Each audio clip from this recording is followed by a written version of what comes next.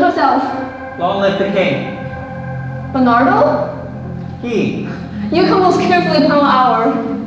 Now struck 12. Get thee to bed, Francisco. For this you need much thanks. 'Tis bitter cold and I am sick at heart. Have you had quiet, guard? Now the mouse stirring. Well, good night.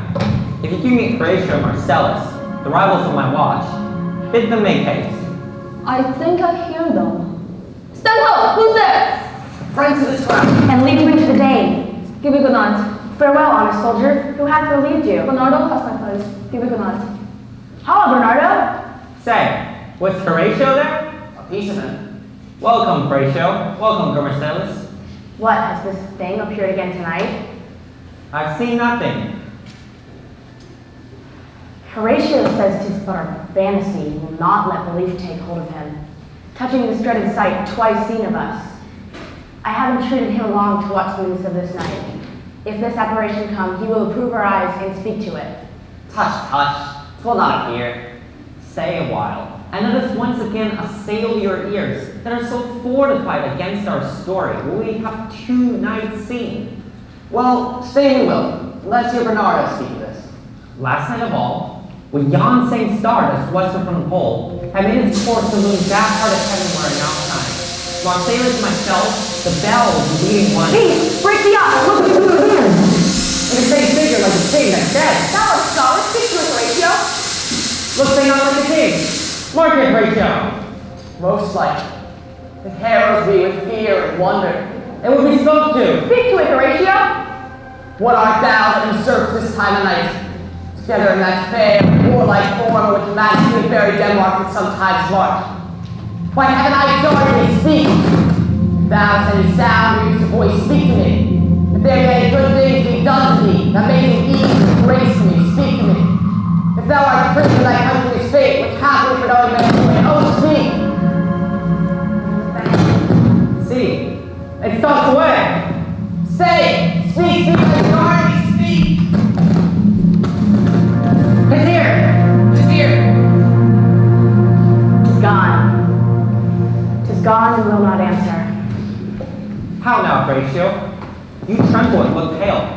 Is not this something more than fantasy? What think you on? For my God, I might not disbelieve none the sensible, prove out to mine own eyes. Is it not like the king? As thou art thyself, such was the very armor he had on, when he the ambitious Norway combated. So frowned he once, when in an angry parley he smote the slitted poleaxe on the ice. 'Tis strange. Thus twice before, and just at this that hour, with martial stock hath he gone by our watch. In what particular spot to work I know not. But in the growth and scope of my opinion, this bodes some strange eruption to our state. Let us impart what we have seen tonight to young Hamlet. For upon my life, this spirit, dumb to us, will speak to him. Let's do it, I pray. I this morning know where we shall find him most convenient.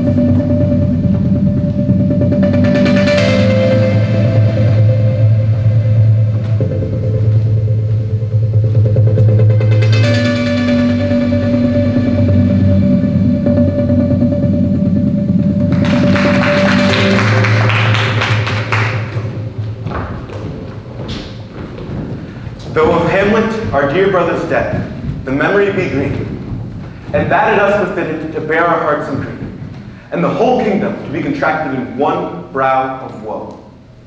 Yet so far hath discretion fought with nature, that we with wisest sorrow think on him, together with remembrance of ourselves.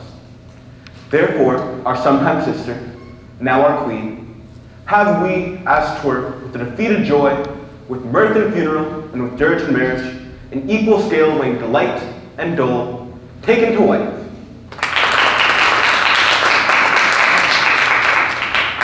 Nor have we herein barred your better wisdoms, which have freely gone with this affair along.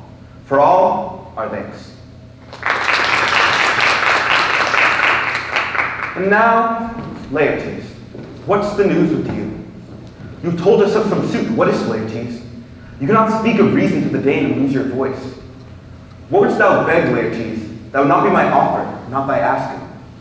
The head is not more native to the heart, the hand more instrumental to the mouth, than is the throne of Denmark to thy mother. What wouldst thou have, Laertes? My dread lord, your leave and favor to return to France, from whence, though willingly, I came to Denmark to show my duty in your coronation. And I must confess that, duty done, my thoughts and wishes bend again toward France, and bow them to your gracious leave and pardon. Have your mother's leave? What says Polonius? He hath, my lord, wrung from me my slow leave by labours and petition, and at last upon his will I seeth my heart consent. I do beseech you give him leave to go. Take thy fair hour, Laertes. Time be thine, and thy best graces spend it at thy will. And now, my cousin Hamlet and my son. A little more than kin, and less than kind. How is it that the clouds still hang on you? Not so, my lord. I am too much in the sun. Good Hamlet, cast thy netted colour off, and let thine eye look like a friend on Denmark. Do not forever with thy veiled lids seek for thy noble father in the dust. Thou know'st 'tis common. All that lives must die, passing from nature to eternity. Aye, madam, it is common. If it be, why seems it so particular with thee? Seems, madam. Nay, it is. I know not seems. 'Tis not alone my inky cloak, good mother, nor customary suits of solemn black, nor windy suspiration of forced breath, no, nor the fruitful river in the eye, nor the dejected havior of the visage, together with all forms, moods, shapes of grief that can denote me truly. These indeed may seem, for they are actions that a man might play, but I have that within which passes show. These, but the trappings and the suits of woe. 'Tis sweet and commendable in your nature, Hamlet, to give these mourning duties to your father. But you must know that your father lost a father, and that father lost his, and the survivor bound in filial obligation for some term to do obsequious sorrow. But to persevere in obstinate condolement is a course of impious stubbornness. 'Tis unmanly grief. It shows a will most incorrect to heaven, a heart unfortified, a mind impatient, and an understanding simple and unschooled. Fie! 'Tis a fault to heaven, a fault against the dead, a fault to nature, to reason most absurd, whose common theme is death of fathers, and who still hath pride from the first corpse till he that died today. This must be so. We pray you throw to earth this unprevailing woe, and think of us as of a father. For let the whole world take note that you are the most immediate to our throne, and with no less nobility of love than that which dearest father bears his son, do I impart toward you. For your intent in returning to school in Wittenberg is most retrograde to our desire, and we beseech you, bend you, to remain here in the cheer and comfort of our eye, our chiefest courtier, cousin, and our son. Do not let thy mother lose her prayers, Hamlet. I pray thee stay with us, go not to Wittenberg. I shall in all my best obey you, madam. 'Tis a loving and a fair reply. Come, madam, this gentle and unforced accord of Hamlet sits smiling to my heart. Come away.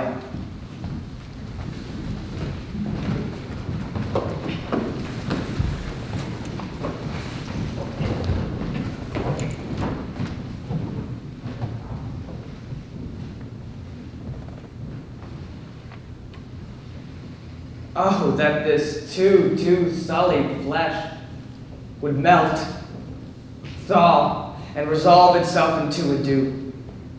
Or that the everlasting had not fixed its cannon against self-slaughter. Oh God, God. How weary, stale, flat, and unprofitable seem to me all the uses of this world. Fie upon it, fie.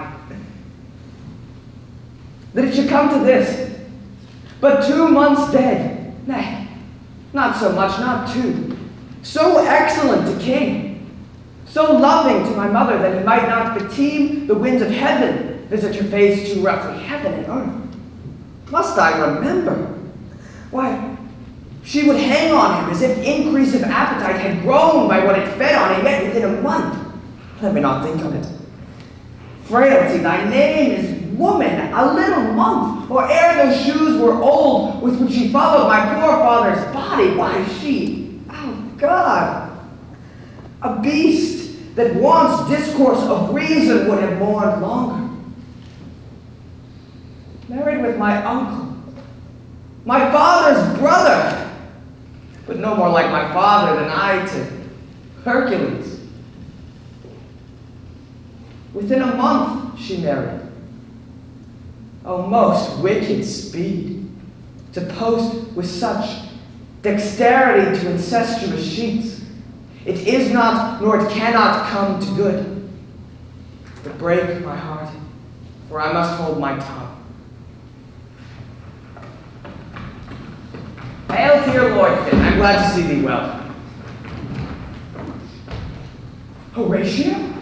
Oh, I do forget myself! The same, my lord, and your poor servant ever. Sir, my good friend, I'll change that name with you. And we'll make you from Wittenberg, Horatio. Marcellus? My good lord. I am very glad to see you. Good evening, sir. But what in faith make you from Wittenberg? My true want disposition. Good, my lord. Ah, we'll teach you to drink deep ere you depart. My lord, I came to see your father's funeral. I prithee do not mock me, fellow student. I think it was to see my mother's wedding. Indeed, it followed hard upon. Thrift, Horatio. The funeral baked meats did coldly furnish forth the marriage tables. But I had met my dearest foe in heaven, whoever I had seen that day, Horatio. My father. Methinks I see my father. Where, my lord? In my mind's eye, Horatio. I saw him once.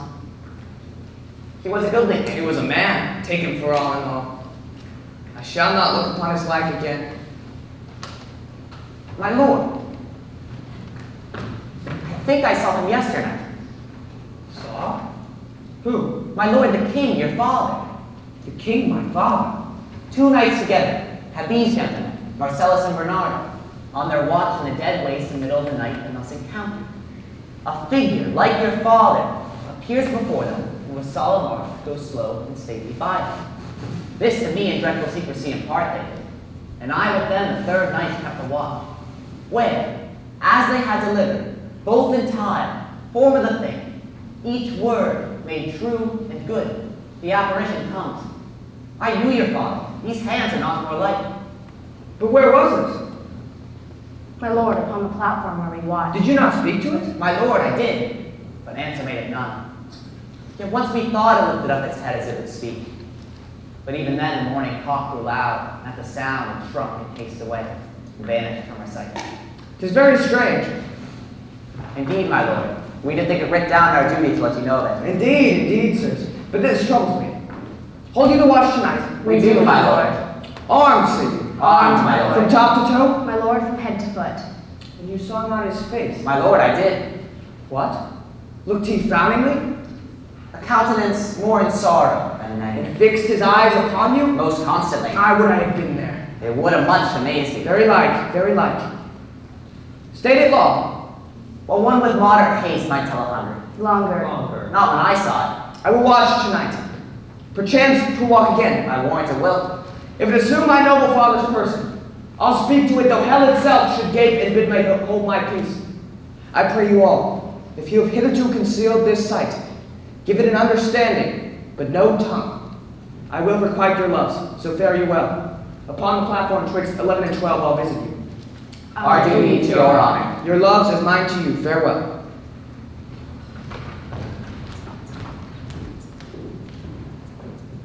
My father's spirit. In arms. All is not well. I doubt some foul play. Would the night were come. Till then, sit still, my soul. Foul deeds will rise, though all the earth o'erwhelm them in men's eyes.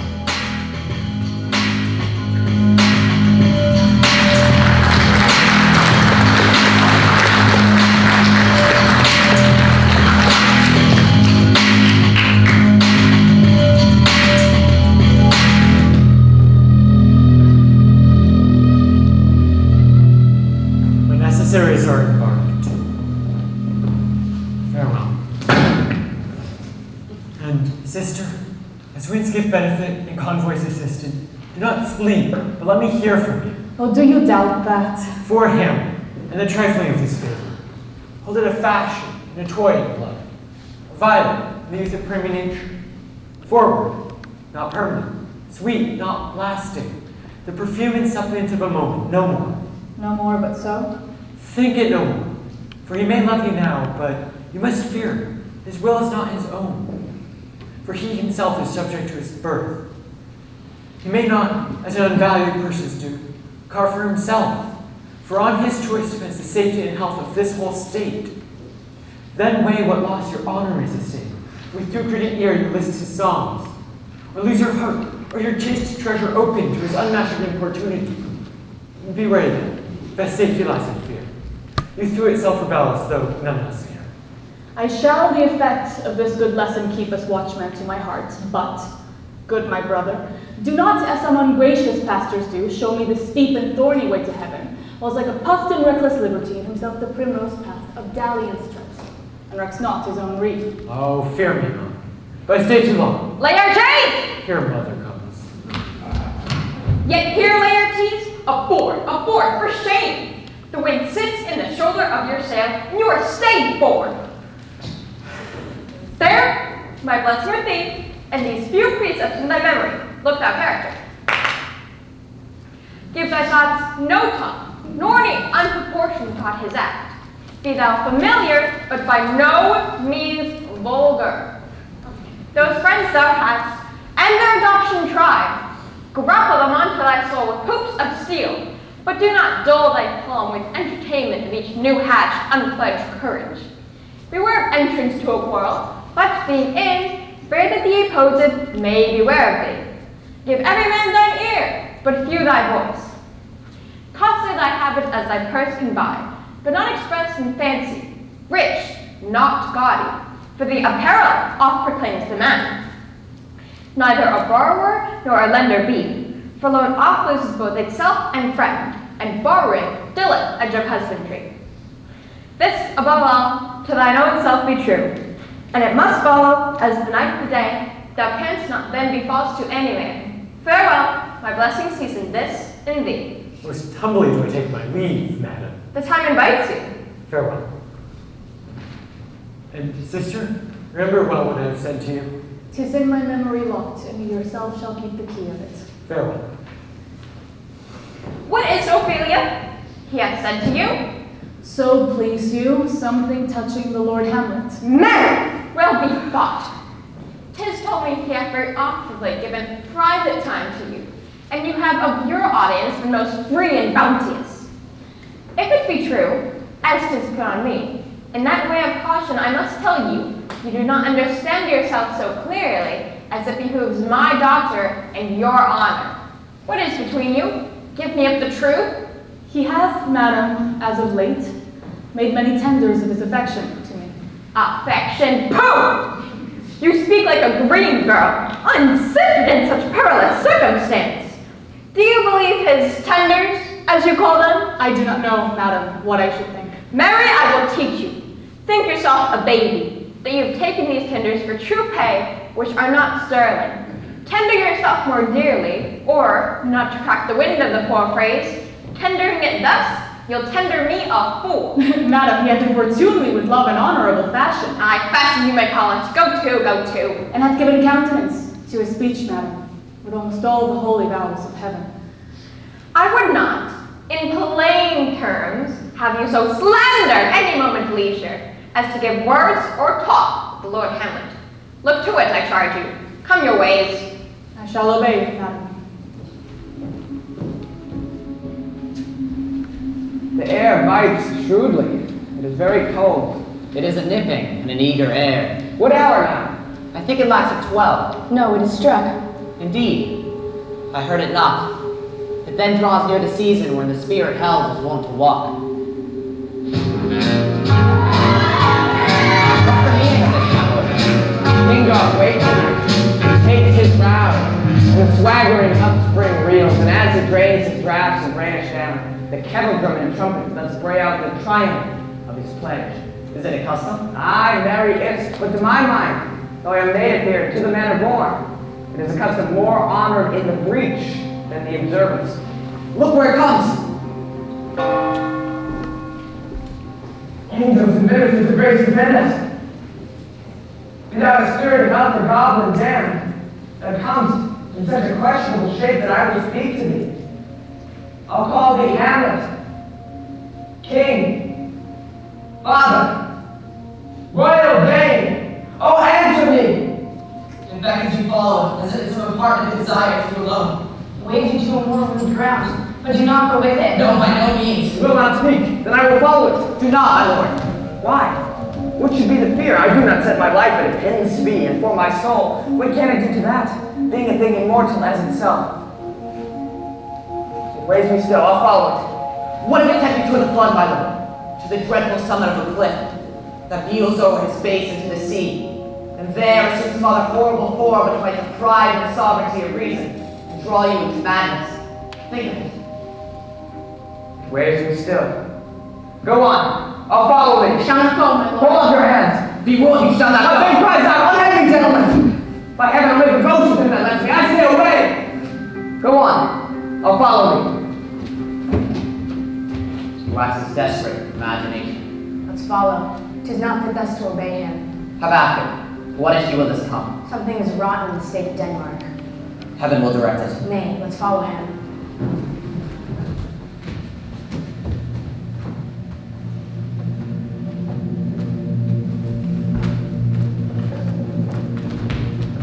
Whither wilt thou lead me?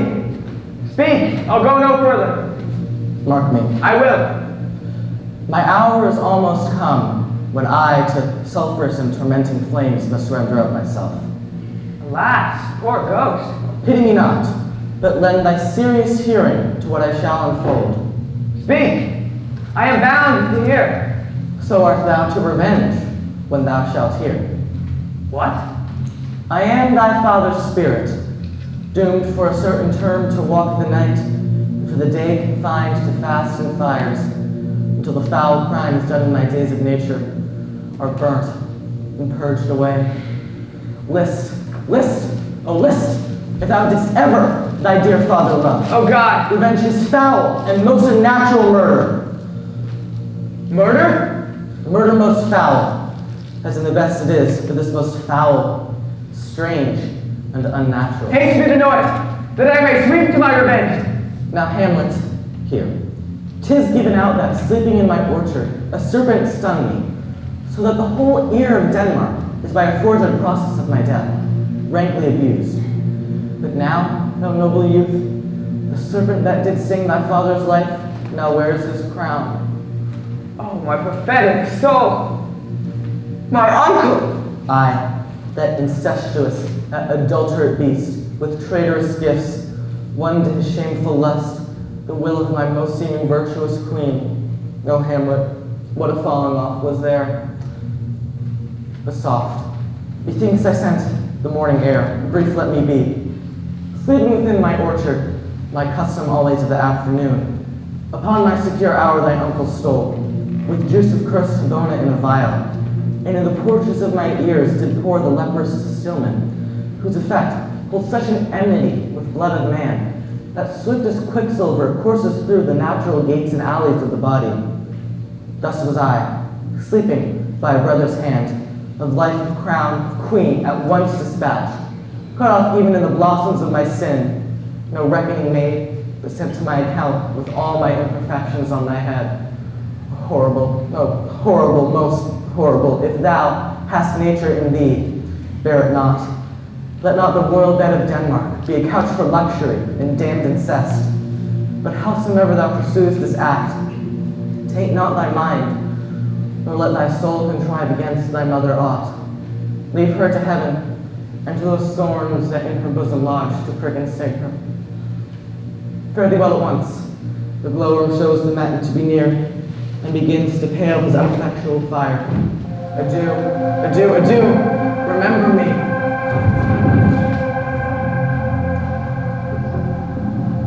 Remember thee? Aye, poor ghost. Well, memory holds a seat in this distracted globe. Remember thee? Yea, from the table of my memory, I'll wipe away all trivial fond records, all saws of books, all forms, all pressures past that youth and observance copied there. And thy commandment all alone shall live within the book and volume of my brain, unmixed with baser matter. Yes, by heaven, O most pernicious woman, a villain, smiling, damned villain! My lord! Lord Hamlet! Have it secure him! How is it, my noble lord? What news, my lord? Oh, wonderful. Good, my lord, tell it. No, you will reveal it. In faith, my lord, not I. Nor I, my lord. How say you then? But you'll be secret? Aye. By heaven, my lord. There's never a villain dwelling in all Denmark, but he's an errant knave. There needs no ghost come from the grave to tell us this. Why, right. You're in the right, and so, without more circumstance at all, I hold it fit that we shake hands and part. Oh, these are but wild and whirling words, my lord. Oh, I'm sorry they offend you heartily. Yes, faith, heartily. There's no offense, my lord. Yes, by St. Patrick, but there is a ratio. And much offense, too. Touching this vision here, it is an honest ghost, that let me tell you. And now, good friends, as you are all friends, scholars, and soldiers, give me one poor request. What is it, my lord? We will. Never make known what you have seen tonight. My lord, we will not. Nay, but swear In faith, my lord, not I. Nor I, my lord, in faith. it upon my sword. We have sworn, my lord, already. Upon my sword, indeed. Swear. Ha ha, boy. Sayest thou so art thou there, true penny? Come on, you hear this fellow in the cellar. Consent to swear. Goes the oath, my lord. Never make known what you've seen tonight. Swear by my sword. Swear. Hic et ubicay. Then we'll shift our ground. Come hither, gentlemen, and lay your hands again upon my sword. Swear by my sword never to speak of this that you have heard. Swear. Well said, old Mo. Canst work in the earth so fast, a worthy pioneer. Once more remove your friends. O day and night, this is wonder strange. And therefore, as a stranger to be welcome. There are more things in heaven and earth, Horatio, than are dreamt of in your philosophy. But come, here as before. Never, so help you mercy, how strange or odd soever I bear myself, as I perchance hereafter shall think meet to put an antic disposition on, that you, at such time seeing me, never shall know that you know aught of me. This do swear, so grace and mercy at your most need help. Swear. Rest, perturbed spirit. So, gentlemen, let's go in together.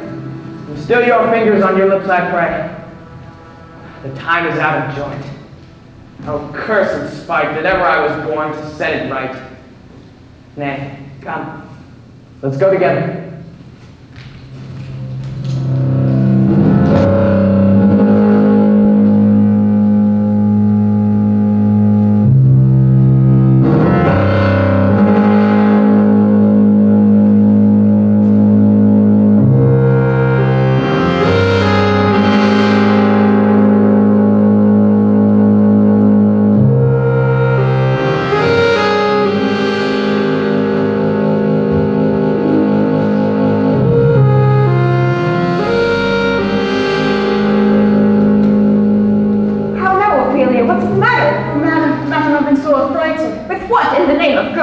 Lord Hamlet, pale as his shirt, his knees knocking each other, and with a look so piteous and pervert, as if he had been loosed out of hell to speak of horrors, he comes before me. Mad for thy love? Madam, I do not know, but truly I do fear it. What said He took me by my wrist and held me hard. Then goes he to the length of all his arm, and with his other hand thus o'er his brow he falls to such perusal of my face. as he would draw it. Long stayed he so. At last, a little shaking of mine arm, and thrice his head thus waving up and down, he raised his sighs so piteous and profound, as it did seem to shatter all his bulk and end his being. That done, he lets me go, and with his head over his shoulder turned, he seemed to find his way without his eyes. For out those doors he went without their helps, and at last bended their light on me. Come, go with me. I will go seek the king. This is the very ecstasy of love. Have you given him any hard words of late? No, my good madam, but as you did command, I did repeal his letters and denied his access to me. That hath made him mad. I am sorry that with more heed and judgment I had not noted him. I fear he did but trifle and meant to rack thee. Come, go we to the king. This must be known, which, being kept close, may move more grief to hide than hate to utter love. Come.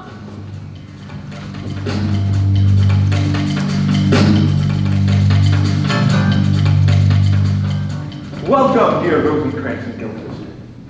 Moreover, that we much did long to see you, the need we have to you did provoke our hasty sending. Something have you heard of Hamlet's transformation? So call it, since nor the exterior nor the inward man resembles that it was. I entreat you both, that being of so young days brought up with him, that you vouchsafe your rest here in our courts some little time, so by your companies to draw him on to pleasures, and to gather so much as from occasion you may glean, whether aught to us unknown afflicts him thus, that open lies within our remedy. Good gentlemen, he hath much talked of you, and sure I am, two men there is not living to whom he more adheres.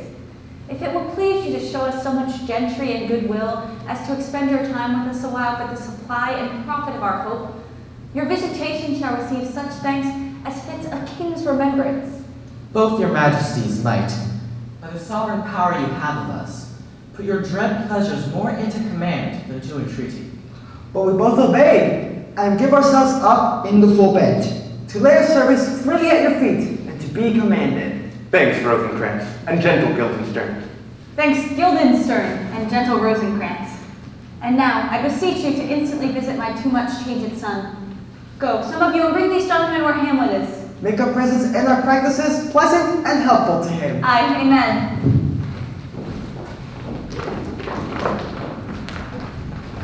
My good lieges, madam, I do think that I have found the very cause of Hamlet's lunacy. Oh, speak of that. That do I long to hear. I doubt it is none other than the main, his father's death in our o'er-hasty marriage. To expostulate, what majesty should be, what duty is, why day is day, night night, and time is time. We're nothing but to waste night, day, and time. Therefore, since brevity is soul of wit, and tediousness the limbs and outward flourishes, I will be brief. Your noble son is mad, mad Polliot, for, to define true madness, what is to be nothing else but mad. We'll let that go. More matter with less art. Madam, I swear you is no art at all. That is mad, 'tis true. 'Tis true, 'tis pity. And pity 'tis true. Mad let us grant him then. And now remains that we find the cause of this effect, or rather say the cause of this defect. Perpend. I have a daughter, while she is mine, who in her duty and obedience, mark, hath given me this.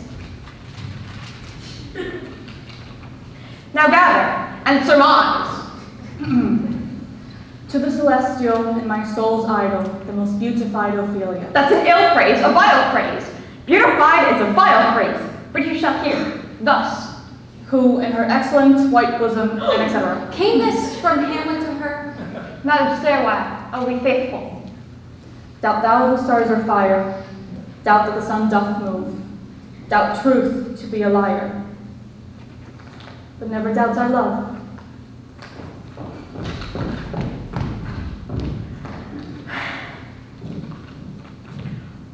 O dear Ophelia, I have not art to reckon my groans, but that I love thee best, almost best, believe it, adieu. Thine evermore, most dear lady, whilst this machine is to him, Hamlet. But how hath she received his loves? What do you think of me? As faithful and honorable. I'd fain prove so, but what might you think, if I'd seen this hot love on the wing, if I looked upon this love with idle sight? What might you think? No, I went round to work, and to my young mistress thus I did bespeak. Lord Hamlet is a prince, out of thy star, This must not be. Then a prescript gave her that she should lock herself in his resort, admit no messengers, receive no tokens.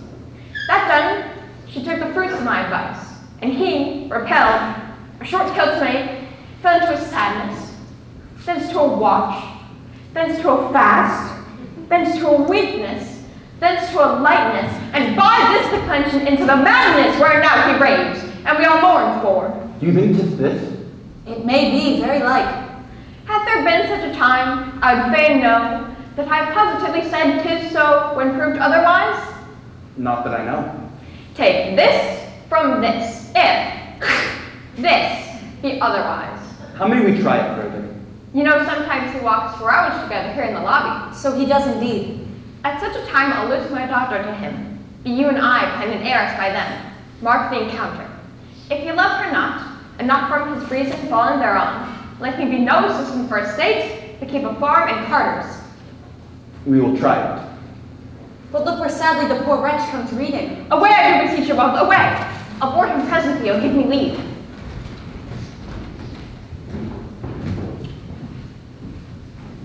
How does my good Lord Hamlet? Well,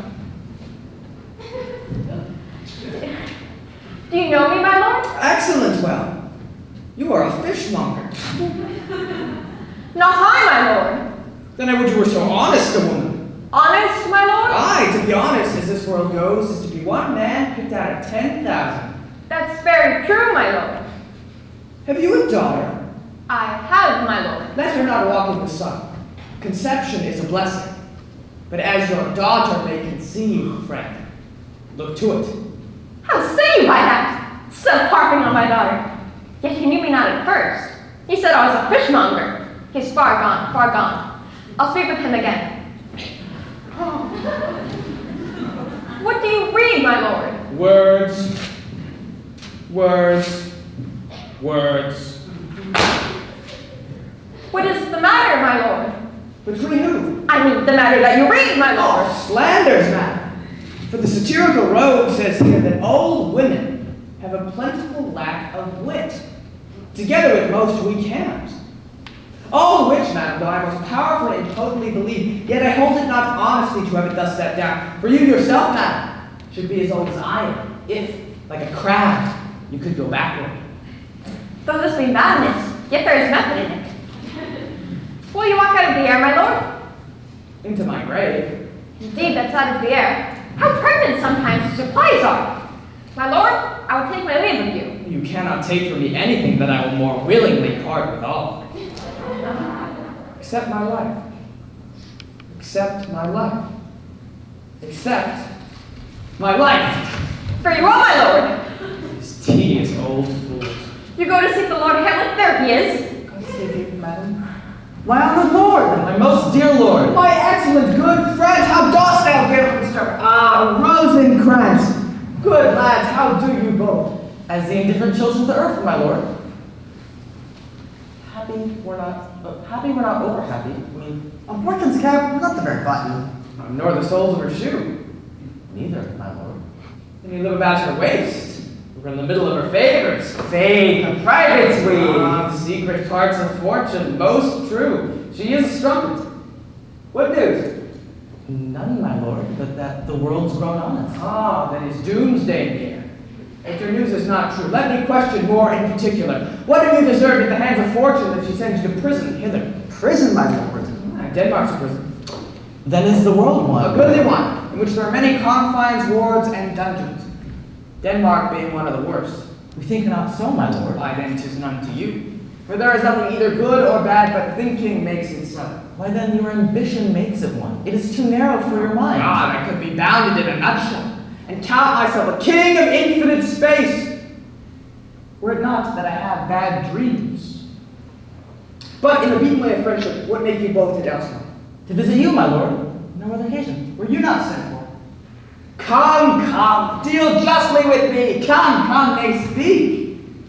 What do you want me to say, my lord? Why, anything, but to the purpose. You were sent for, and there is a kind of confession in your looks which your modesties have not craft enough to color. I know the good king and queen have sent for you. To what end, my lord? That you must teach me. be even and direct with me whether you were sent for or no. If you love me, hold not on. My lord, we were sent for. I will tell you why. I have of late, but wherefore I know not, lost all my mirth. And indeed, it goes so heavily with my disposition, that this goodly frame, the earth, seems to me a sterile promontory. This excellent canopy, the air, looking this brave o'erhanging firmament, this majestical roof fretted with gold and fire. Why, it appeareth nothing to me but a foul and pestilent congregation of vapors. What a piece of work is a man! How noble in reason, how infinite in faculties, in form and moving, how express and admirable. In action, how like an angel. In apprehension, how like a god. The beauty of the world, the paragon of animals. And yet to me, what is this quintessence of dust? Man delights not me. Nor woman neither, though by your smiling you seem to say so. There was no such stuff in my thoughts, my Why lord. did you laugh then when I said man delights not me? To think, my lord, if you delight not in man, what Lenten entertainment the players shall receive from you. We go to them on the way, and hither are they coming to offer you service. He that plays the king shall be welcome. What players are they? Even those who were wont to take such delight in, the tragedians of the city. Aye, they're the players. Gentlemen, you are welcome. Your hands come then. You are welcome to Elsinore. But my uncle, father, and aunt mother are deceived. In what way, my lord? I am but mad north-northwest. When the wind is southerly, I know a hawk from a handsaw. My lord, I've news to tell you. Oh, my lord, I have news to tell you. The actors are come hither, my lord. Buzz. The best actors in the world, either for tragedy, comedy, history, pastoral, pastoral comical, historical pastoral, tragical historical, tragical comical, historical pastoral, scene indebatable, or poem unlimited. Seneca cannot be too heavy, nor Plautus too light, for these are the only players. You are welcome, masters. You are welcome. Oh, I am glad to see thee well. Old friend, why thy face is veiling since I saw thee last. Comest thou to beard me in Denmark? What? My young lady and mistress? By'r lady, your ladyship is nearer to heaven than when I saw thee last. Pray God your voice, like a piece of uncurrent gold, be not cracked within the ring. Masters, you are welcome, all. Good my lord, will you see the players well bestowed? Do you hear? Let them be well used, for they are the abstract and brief chronicles of the time. After your death, you were better have a bad epitaph than their ill reports while you live. Take them in. Come, friends. Follow our friends. We'll hear a play tomorrow. Dost thou hear me, old friend? Canst thou play The Murder of Gonzaga? Aye, my lord. You could for need study a speech of some dozen or 16 lines which I would set down and insert into it. Could you not? Aye, my lord. Very well. We'll hear a play tomorrow. Follow that lord and look you mock him not. Gentlemen, my good friends, I'll leave you till tonight. Thank you, my lord. So goodbye.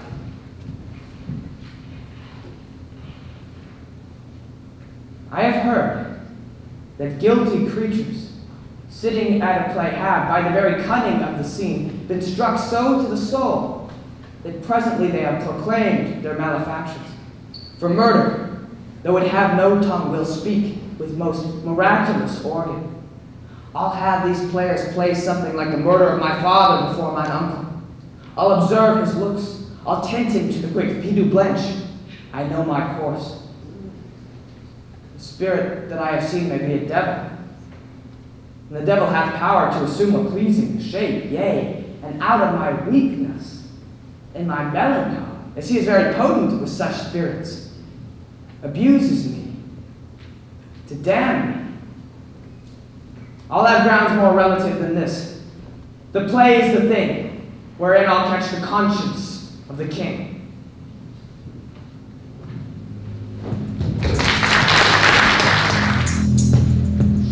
And And can you, by no drift of conference, get from him why he puts on this confusion, greeting so harshly all his days of quiet, with dangerous and turbulent lunacy? He does confess he feels himself distracted, but from what cause he will by no means speak. Nor do I find him forward to be sounded, but with a crafty madness, keeps aloof whenever it would come to some confession of his true state. Did he receive you well? Most like a gentleman, But with much forcing from his disposition. but of our demands most free in his reply. Did you essay him to any pastime? Madam, it so fell out that certain players we overwrought on the way, of these we told him, and in them there did seem a kind of joy to hear of it. They're here about the court, and I believe they have already ordered this night to play before him. 'Tis most true, and he beseeched me to entreat your majesties to hear and see the matter. With all my heart, and it doth much content me, to hear him so inclined. Good gentlemen, give him a further edge, and drive his purpose into these delights. We shall, my lord. And sweet Gertrude, leave us too, for we have closely sent for Hamlet hither, that he, as 'twere by accident, may hear affront Ophelia. Her mother and myself, lawful espials, will so bestow ourselves that, seeing unseen, we may of their encounter frankly judge, and gather by him, as he is behaved, if be the affliction of his love or no, that thus he suffers for. I shall obey you. And for your part, Ophelia, I do wish your good beauties be the happy cause of Hamlet's wildness. So shall I hope that your virtues will bring him to his wonted way again, to both your honors. Madam, I wish it may. Ophelia, walk you here. Gracious so please you, we'll bestow ourselves. Read on this book, that shows such an exercise may color your loneliness. We are oft to blame in this. 'Tis too much proved that with devotion's visage and pious action, we do sugar over the devil himself. Oh, 'tis too true. How smart alas that speech doth give my conscience. The harlot's cheek, beautied with posturing art, is not more ugly to the thing that helps it, than is my deed to my most painted word. O heavy burden! I hear him coming. Let's withdraw, my lord.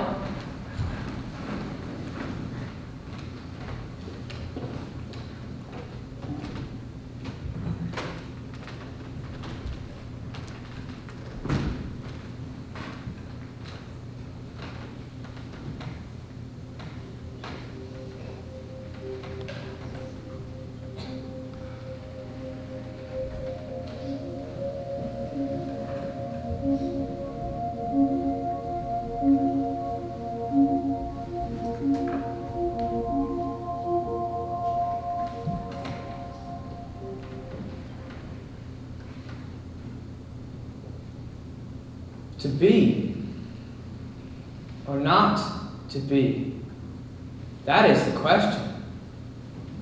Whether 'tis nobler in the mind to suffer the slings and arrows of outrageous fortune, or to take arms against the sea of troubles, and by opposing end them, to die, to sleep no more, and by a sleep to say we end the heartache, and the thousand natural shocks that flesh is heir to.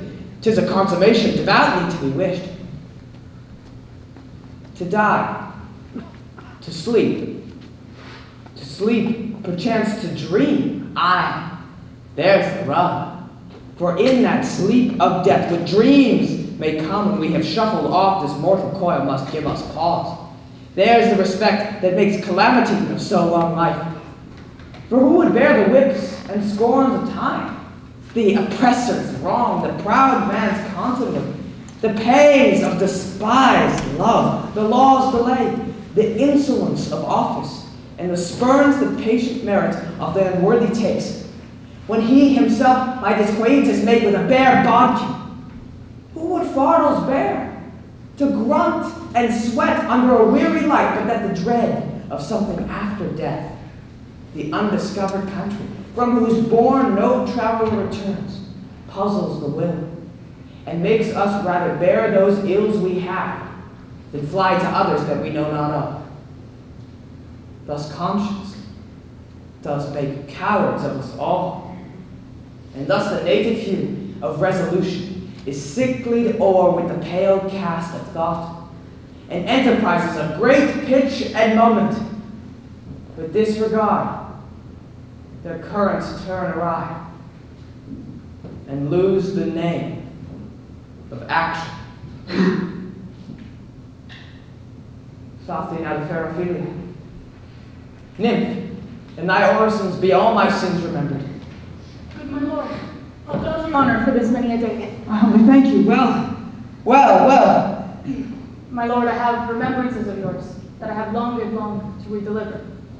I pray you now receive them. No, not I never gave you aught.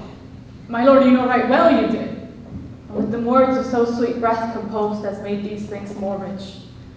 Their perfume lost, take these again. For to the noble mind, rich gifts wax poor when givers prove unkind. There, my lord.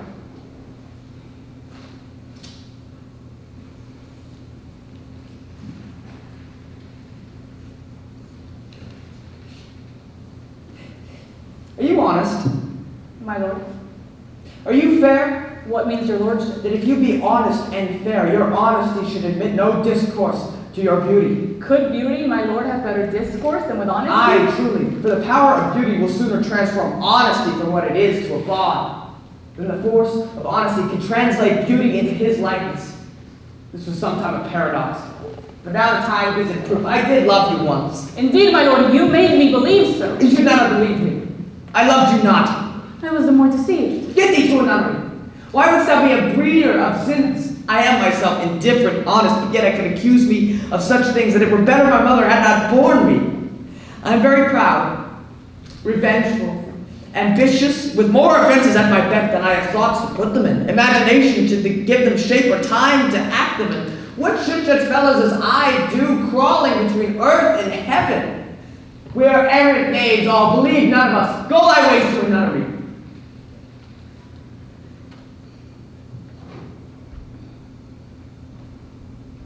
Where's your mother? At home, my lord.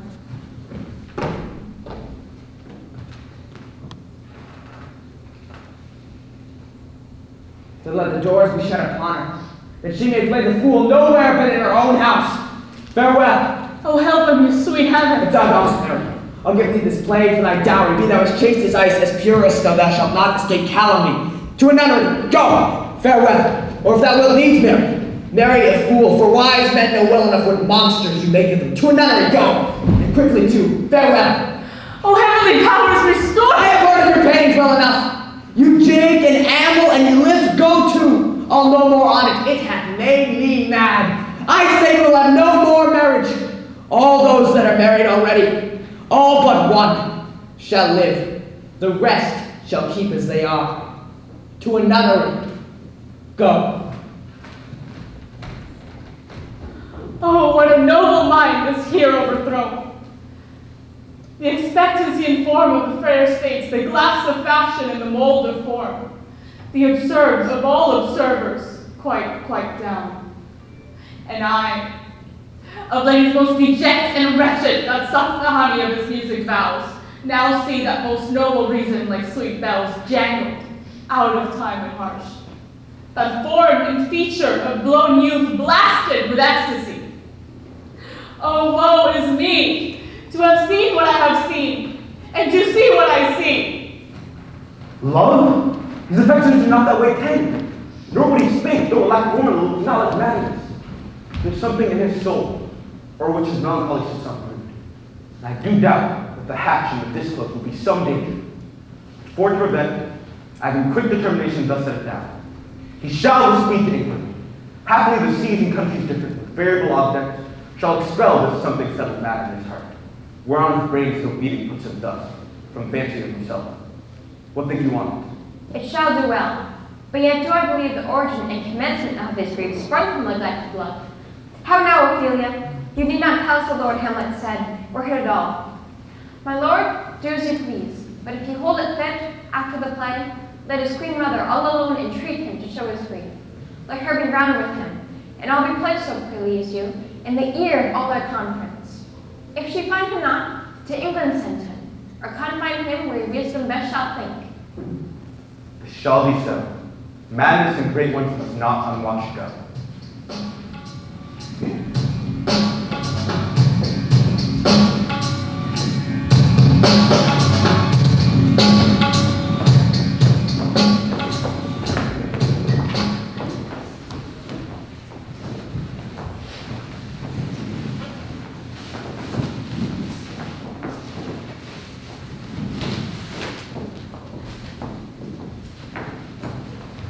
Speak the speech, I pray you, as I pronounced it to you, trippingly on the tongue.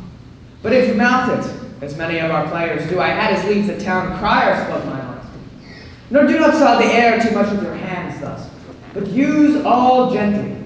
For in the very whirlwind of your passion, you must acquire and beget a temperance that may give it smoothness. Oh, it offends me to the soul to hear a fellow tear a passion to tatters, to very rags, to split the ears of the groundlings, who for the most part are capable of nothing more than inexplicable dumb shows and noise. I would have such a fellow whipped. Pray you avoid it. I warrant, Your Honor. Be not too tame either, but let your own discretion be your tutor. Suit the word to the action to the word, with this special observance, that you o'erstep not the modesty of nature. For anything so o'erdone is from the purpose of playing, whose end, both at the first and now, was and is to hold, as 'twere, the mirror up to nature, to scorn her own image, to show virtue her own feature, and the very age and body of the time, his form and precious. And let those that play your clowns do no more than is set down for them. Go, make you ready. Oh, good, Horatio. Here, my lord, at your service. There is a play tonight, before the king. One scene of it comes very near the circumstance which I have told thee, of my father's death. I pray you, when thou seest that act afoot, observe my uncle. If his occulted guilt does not itself unkennel in one speech, it is a damned ghost that we have seen. Take heedful note, for mine eyes will rivet to his face, and after we will both our judgments join in censure of his seeming. Well, my lord, if he steal aught whilst this play is playing, and escape detecting, I will pay the theft. They are coming to the play. I must be idle. Go, get you a place.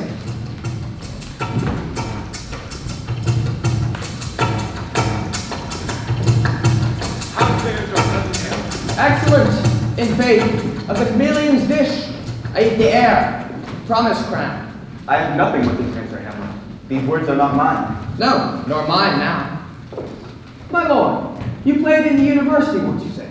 That did I, my lord, and was accounted a good actor. What did you enact? I didn't act Julius Caesar. I was killed in the Capitol. Brutus killed me. Oh, it was a brute part of him to kill so capital a calf there. Be the players ready? Aye, my lord, they say upon your patience. Come hither, my dear Hamlet. Sit by me. Oh no, good mother. Here's metal more attractive. Oh ho, do you mark that? Lady, shall I lie in your lap? No, my lord. I mean my head upon your lap. Aye, my lord. Did you think I meant country matters? I think nothing, my lord. That's a fair thought to lie between maids' legs. What is? Oh, nothing, nothing. You seem merry, my lord. Who, I? Aye, my lord. What should a man do but be merry? For look you how cheerfully my mother looks. My father's died within 2 hours. Nay, it's been twice 2 months, my lord. So long. Died 2 months ago and not forgotten yet. Then there's hope a great man's memory may outlive his life half a year.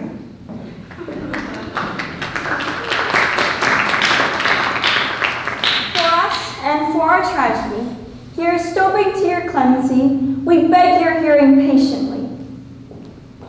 Is this the prologue or the posy of a ring? 'Tis brief, my lord. As woman's love.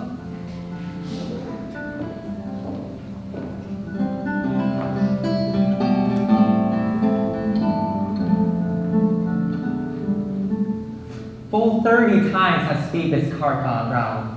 Neptune saw wash and Tellus his orbit ground.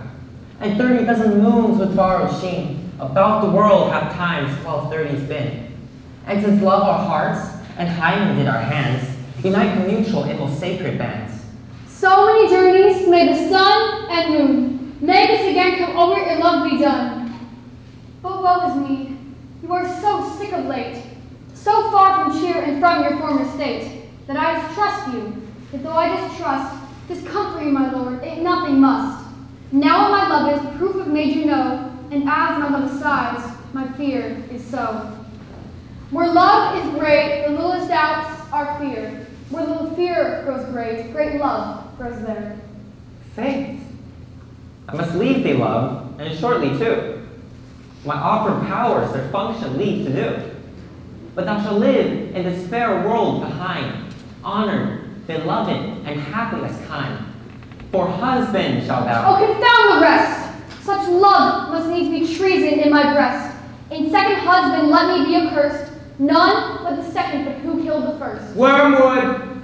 The instances that second marriage move are base respects of thrift, but none of love. A second time I kill my husband dead, when second husband kisses me in bed. I do believe you think when you now speak, but what we do determine oft we break. So think thou wilt no second husband wed, but die thy thoughts and thy first lord is dead. Both here and hence pursue me lasting strife, if, once a widow, ever I be wife. Oh, she should break it now. Is deeply sworn. Sweet, leave me here awhile. My spirits grow dull, and faint I will beguile this tedious day with sleep. Sleep rock thy brain, and never come this chance between us twain. Madam, I like you this way. The lady doth protest too much, methinks. Oh, but she'll keep her word. Have you heard the argument? Is there no offense in Well, it? they do but jest. Poison in jest. No offense in the world. What do you call the play? The Mousetrap. The play is the image of a murder done in Vienna. The Duke's name is Gonzaga, his wife, Baptista. You shall see anon. 'Tis a knavish piece of work. But what of that? Your Majesty, and we that have free souls, it touches us not. This one is Lucianus, nephew to the king. You are as good as a chorus, my lord. Murderer, begin! Leave thy damnable faces and begin. Come, the croaking raven doth bellow for revenge.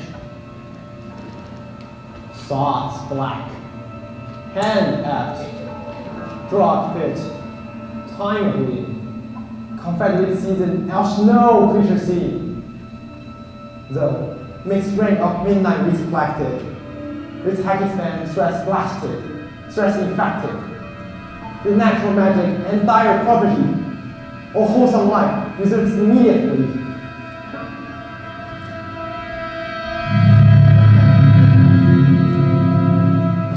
He poisons him in the garden for his estate. His name's Gonzaga. You shall see anon how the murderer gets the love of Gonzaga's wife. King rises. What, riding with false fire? How fares my lord? Give over the play. Give me some lights! Away! Lights, lights, lights!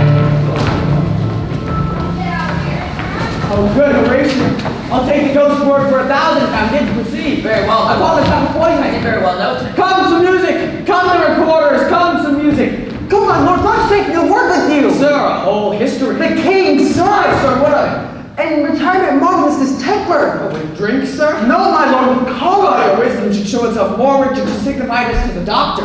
For me to put him to his purgation would perhaps plunge him into more color. Good, my lord, put your discourse into some frame. Start not so wildly for my affair. I am tame, sir. Pronounce. The queen, your mother, in great spirit of affliction, hath sent me to you. My mother, you said? Then thus she says your behavior hath struck her into amazement and admiration. Oh, wonderful son. You can so astonish a mother. But is there no sequel at the heels of this mother's admiration? Impart. She desires to speak with you in her closet before you go to bed. We shall obey. Were she 10 times our mother? Have you any further trade with us? My lord, you once did love me. And do still by these pickers and stealers. Good my lord, what is your cause of distemper? You do surely bar the door upon your own liberty if you deny your griefs to your friends.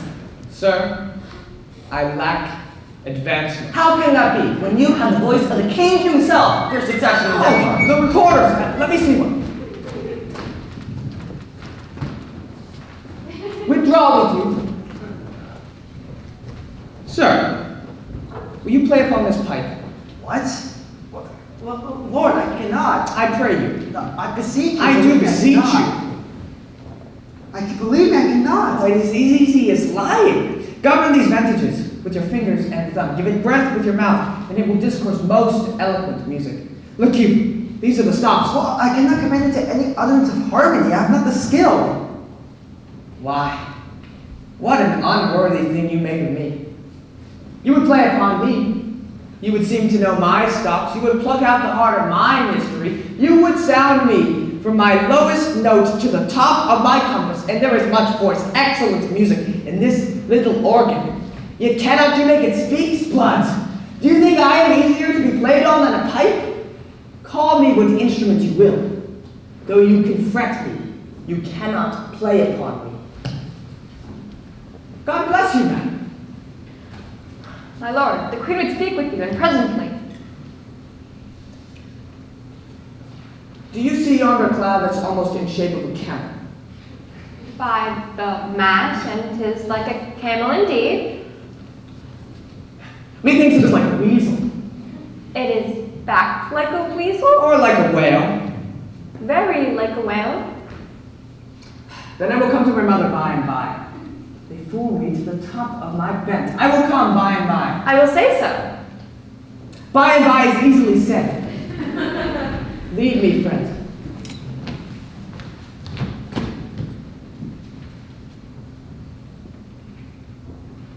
'Tis now the very witching time of night, when churchyards yawn, and hell itself breathes out contagion to the world. Now I could drink hot blood and do such bitter business as the day would quake to look on. Soft now, to my mother. O heart, lose not thy nature. Let me be cruel, not unnatural. I will speak daggers to her, but use none. My tongue and soul in this be hypocrites. How in my words, somever she be shent, to give them seals, never my soul consent.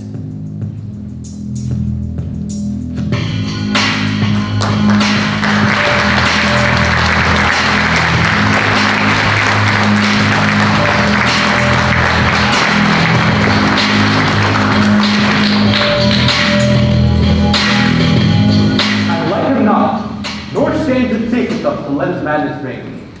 Therefore prepare. I your commission will forthwith dispatch, and he to England shall long. The terms of our state may not endure, having so near us as doth hourly grow out of his brows. We will ourselves provide.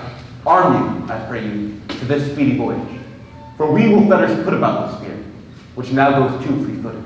We will haste thence. Lord, he's going to his mother's closet. Time and heiress, I'll convey myself to hear the process. A woman shall tax him home, and as you said, and wisely was it said, 'tis meet that summer audience in the mother, since nature makes them partial, should overhear the speech advantage. Fare you well, my liege. I'll call upon you ere you go to bed, and tell you what I know. Thanks, dear my lord. Oh, my offense is rank. It smells to heaven. It hath the primal eldest curse upon it. A brother's murder. Pray can I not, though inclination be as sharp as will. My stronger guilt defeats my strong intent. And like a man to double business bound, I stand in pause where I shall first begin, and both neglect. What if this cursed hand were thicker than itself with brother's blood? Is there not vein enough in the sweet heavens to wash it white as snow? And where to serves mercy, but to confront the visage of offense? And what's in prayer but this twofold force? To be forestalled ere become default, or pardon being down? Then I'll look up. My fault is past. But oh, what form of prayer can serve my turn? Forgive me my foul murder? This cannot be, since I am still possessed of the effects for which I did the murder. My crown, mine own ambition, and my queen. May one be pardoned and retain the offense? What then? What rest? Try what repentance can, what can it not? But what can it when one cannot repent? O wretched state! O bosom black as death! O limed soul that struggling to be free art more engaged! Help, angels, make us say, bow stubborn knees and heart with strings of steel. Be soft as the sinews of a newborn babe. All may be well.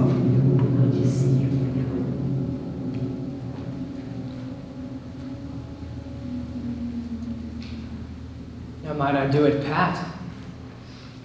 Now he's a-praying. And now I'll do it. So he goes to heaven. And so am I revenged. That would be scam. A villain kills my father, and for that I, his sole son, do this same villain send to heaven. Why, this is hire and salary, not revenge. No, up sword, and know thou a more horrid head. When he is drunk, asleep, or in his rage, or in the incestuous pleasure of his bed, at game a swearing, or about some act that has no relish of salvation in it, then trip him, that his heels may kick at heaven, and that his soul may be as damned and black as hell, whereto it goes. My mother stays. This physic but prolongs thy sickly days.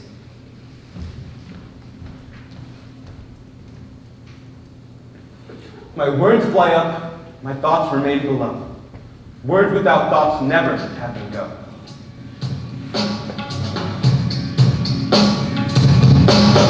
He will come straight. Look you lay hold to him. Tell him his pranks have been too broad to bear with, and that your grace hath screamed and stood between much heat and him. I'll silence me even here. Pray you be round with him. Mother! Mother! Mother! I'll warrant you, fear me not. Withdraw, I hear him coming.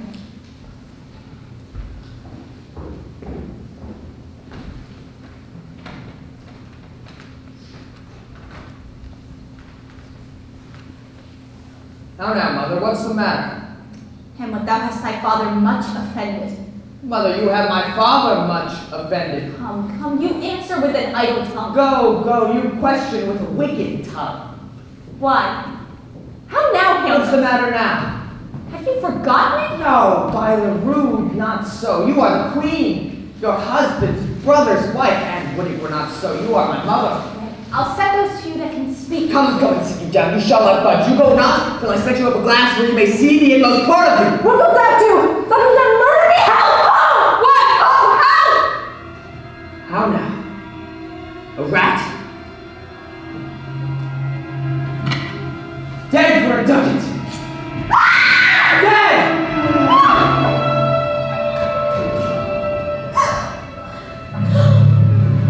Oh, I am slain. What hast thou done? Nay, I know not. Is it the king? What a rash and bloody deed this is. A bloody deed? Almost as bad, good mother, as kill a king and marry with his brother. As kill a king? Aye, lady, it was my word. Thou wretched, rash, intruding fool, farewell. I took thee for thy better. Take thy fortune. Thou find'st to be too busy is some danger. Leave wring me of your hands. Peace, sit you down and let me wring your heart, for so I shall ever be made impenetrable stuff. What have I done that thou darest wag thy tongue in noise so rude against Such me? an act that blurs the grace and blush of modesty, calls virtue hypocrite, makes marriage vows as false as dicers' oaths. What acts that roars so loud and thunders in the prologue? Look here upon this picture, and on this, the counterfeit presentment of two brothers. See what a grace was seated on this brow, a combination and form indeed, where every god did seem to set his seal to give the world assurance of a man. This was your husband. Look you now, it follows. Here is your husband, like a mildewed ear, blasting his wholesome brother. Have you eyes?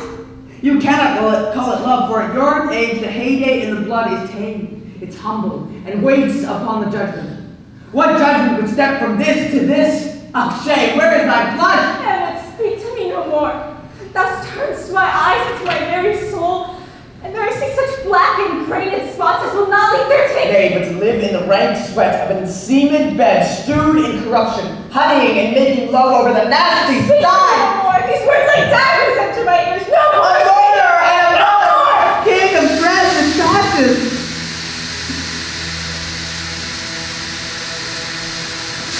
Save me and hover over me with your wings, you heavenly gods. What would you, gracious figure? Alas, he's mad.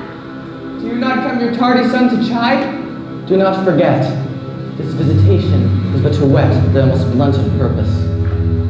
But look, amazement on thy mother sits. Step between her and her fighting soul. Speak to her, Hamlet. How is it with you, lady? How is it with you that you do bend your eye on vacancy, and with the incorporeal air tumult discourse? sun, upon the heat and flame of thy distemper sprinkle cool patience. Whereon do you look? On him! On him! Look you how pale he glares! To whom do you speak this? Do you see nothing there? Nothing at all. All there is I see. But did you nothing hear? Nothing but ourselves. What? Look you there, look how it steals away! My father in his habit as he lives, look where he goes, even now out of the portal! This is the very coinage of your brain. My pulse as yours doth temperately keep time, it makes his healthful music. It is not madness that I have uttered. Mother, for love of grace, lay not that flattering unction to your soul, that not your trespass but my madness speaks. Confess yourself to heaven. Repent what's past, avoid what is to come. Oh, Hamlet, thou hast cleft my heart in twain. Throw away the worst part of it and live the pure with the other half. Good night. But go not to my uncle's bed. Assume a virtue if you have it not. Once more, good night. For this same Lord I do repent. I will bestow her and will answer well that death I gave her. So again, good night. I must be cruel, only to be kind. Thus bad begins and worse remains behind. I must to England, you know that. Alack, I had forgot. 'Tis so concluded on. There's letters sealed, and my two schoolfellows whom I will trust as I will add or spang.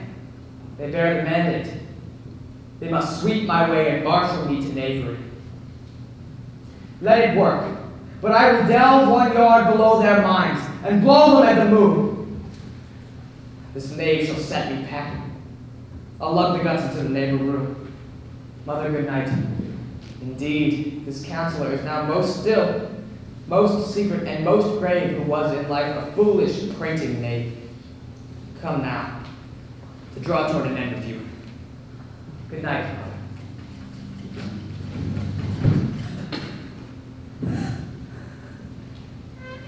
There's matter in these sighs, these profound heaves. You must translate, as fit we understand them. Where's your son? Mine own lord, what I have seen tonight. What, Gertrude? How does Hamlet? Mad as the sea and wind would both contend which is mightier. In his lawless fit, behind the arras, hearing something stir, whips out his rapier, cries, "A rat! A rat!" And in this brainish apprehension kills the unseen good woman. Oh, heavy deed! It had been so with us had we been there. His liberty is full of threats to all. To you, yourself, to us, to everyone. Alas, how shall this bloody deed be answered? Where is he gone? To draw apart the body he hath killed. A weeps for what is done. Oh, Gertrude, the sun no sooner shall the mountains touch, but we will ship him hence. And this vital deed we must with all our majesty and skill, both countenance and excuse. Oh, gilded sir. Friends both, go join you some further aid. Hamlet in madness hath Polonius slain, and from his mother's closet hath he dragged her. Go, seek him out, speak fair, and bring the body into the chapel. I pray you hasten this. We'll call upon our wisest friends, and let them know both what we mean to do and what's untimely done. Oh, come away. My soul is full of discord and dismay. Take your stone. Hamlet! My lord, Hamlet! Stop, good noise. Who calls on Hamlet? Oh, here they come. Good my lord, what have you done with the dead body? Compounded it with dust, where to 'tis kin. Then tell us where 'tis. We may take it thence and bear it to the chapel. Do not believe it. Believe what? That I can keep your counsel and not mine own. Besides, to be demanded of a sponge, what replication should be made by the son of a king? Taking me for a sponge, my lord. Aye, sir, that soaks up the king's countenance, his rewards, his authorities. But such officers do the king best service in the end. When he needs what you have gleaned, it is but squeezing you, and sponge, you shall be dry again. I understand you not, my lord. I am glad of it. A knavish speech sleeps in a foolish ear. My lord, you must tell us where the body is, and go with us to the king. The king is a thing. A thing, my lord? Of nothing. Bring me to him. Hide, fox, and all after. I have sent to seek him to find the body. How dangerous is it that this man goes loose? Yet must not we put the strong log. He's loved of the distracted multitude. This sun sending him away must seem deliberate pause. How now? What news? Where the dead body is bestowed, my lord, we cannot get from him. But where is he? Withdrawn to know your pleasures. Bring him before us. Ho, bring in the lord. Now, Hamlet, where is Polonius? At supper. At supper? Not Where? Not where he eats, but where he's eating. A certain convocation of politic worms is even at it. Your worm is your only emperor for diet. We fat all creatures else to fat us. We fat ourselves for maggots. Your fat king and your lean beggar is but variable service, 2 dishes but to 1 table. That's the end. Alas, alas. A man may fish with the worm that hath eat of a king, and eat of the fish that hath fed of that worm. What dost thou mean by this? Nothing but to show you how a king may go a progress through the guts of a beggar. Where is Polonius? In heaven. Send thither to see. If your messenger find him not there, seek him in the other place yourself. But if indeed your messenger find him not within a month, you shall nose him as you go up the stairs into the lobby. Go, seek him then. He will stay until you come. Hamlet, this deed for thine especial safety, which we do tender, as we dearly grieve for that which thou hast done, must ship thee hence with fiery quickness. The bark is ready, the wind at help, the associates tend, and everything is bent for England. For England? Aye, Hamlet. Good. So is it, if thou knewest our purpose. I see a cherub that sees them. But come, for England. Farewell, dear mother. Thy loving father, Hamlet. My mother. Father and mother is man and wife. Man and wife is one flesh. And so, my mother. Come, for England. Hold my foot. Have him with me aboard. Delay it not. I'll have him hence tonight. Away! For everything is sealed and done that else is on the affair. I pray you hasten this. In England, if my love thou holdst that aught, thou mayst not coldly set our sovereign process. That imports, at full, with letters congruing to that effect, the present death of Hamlet. Do it, for like the hectic in my blood he rages, and thou must cure me. Till I know 'tis done, how are my haps, my joys were ne'er begun. I will not speak with her. She is importunate, indeed distract. Her mood will needs be pitied. What would she have? She speaks much of her mother, so she hears those tricks of the world, and hems and beats her heart, spreads enviously its straws, speaks things in doubt that carry but half sense. Her speech is nothing, yet the unshaped use of it doth move the hearers to collection. They gape at it, which, as her winks and nods and gestures yield them, indeed would make one think there might be thought, though nothing sure, yet much, unhappily. For good she was spoken, for she may strew dangerous conjectures in ill-breeding minds. Let her come in. To my sick soul, as sin's true nature is, each toy seems prologue to some great amiss. So full of artless jealousy is guilt. It spills itself in fearing to be spilt. Where is the beauteous majesty of Denmark? How now, Ophelia? Oh, how should I your true love know from another one, if by your cockle hat and staff and your sandal shoe? Alas, sweet lady, what imports this song? Say you, nay, pray you, mark. She is dead and gone, lady, she is dead and gone. At her head a grass-green turf, at her heels a stone. Nay, but Ophelia. Pray you, mark.